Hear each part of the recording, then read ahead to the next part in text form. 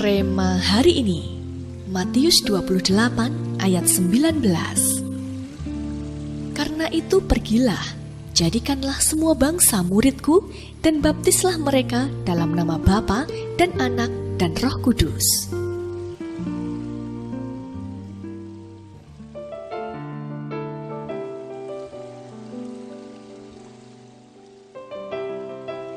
Sejak ditangkap Tuhan dan mengalami lahir baru, Putri begitu bersemangat mengikuti setiap ibadah dan bersekutu bersama keluarga rohaninya yang baru. Ia pun melangkah untuk baptis selam dan memberanikan diri untuk melayani Tuhan. Mulai saat itulah, kerohaniannya didewasakan melalui setiap tantangan yang ia hadapi dalam pelayanan, pekerjaan, keluarga, dan setiap aspek hidupnya. Putri belajar arti berkorban bagi Tuhan, memberikan yang terbaik bagi Tuhan, dan mengenal bahwa ternyata yang menjadi kerinduan terbesar Tuhan adalah jiwa-jiwa diselamatkan.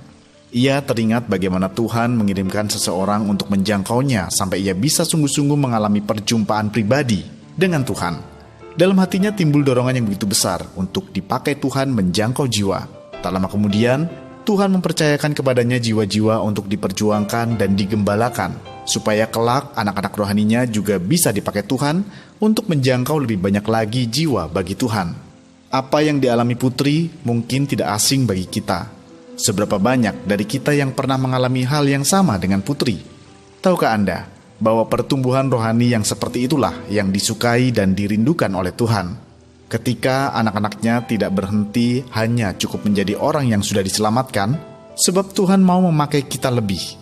Tuhan mau kita bertumbuh dan memberi diri untuk dilatih dan dimuridkan, supaya kita siap untuk diutus, untuk menjangkau jiwa bagi lebih banyak lagi orang. Itulah keseluruhan isi amanat agung yang Tuhan mandatkan kepada setiap kita. Inilah saat yang paling tepat, di tengah kegelapan dunia yang semakin kelam, anak-anak Tuhan harus bangkit semakin terang. Biarkan apinya turun atas kita dan menyalakan api roh kita. Pandanglah sekeliling kita dan jangkau jiwa-jiwa. Pastikan mereka diselamatkan, tuntun mereka masuk dalam pemuritan yang mendewasakan dan mempersiapkan mereka untuk bisa menjadi penjala jiwa-jiwa. Ya, api apostolik, api pemuritan, dan api penggembalaan harus kuat dinyalakan di tengah-tengah kita, dan biarlah kemuliaannya semakin nyata dalam hidup kita. Haleluya. Menurut Anda, seberapa pentingkah api apostolik, api pemuritan, dan api penggembalaan bagi Tuhan?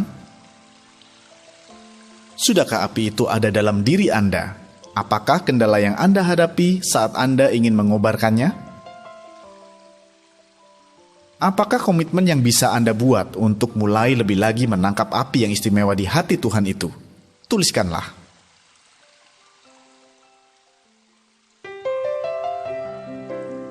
Bapa, terima kasih atas api-Mu yang sedang dan akan Kau curahkan lebih lagi di tengah-tengah kami.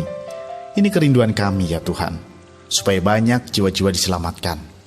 Di dalam nama Tuhan Yesus, biarlah api apostolik, api pemuritan, dan api penggembalaan itu kuat Kau impartasikan atas setiap kami, sehingga kami akan melihat banyak orang diselamatkan, dibangkitkan, dan dipakai masuk dalam misi penyelamatan atas jiwa-jiwa.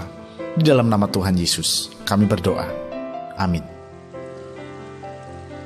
Api apostolik, api pemuritan, dan api penggembalaan adalah api yang sangat istimewa di hati Tuhan.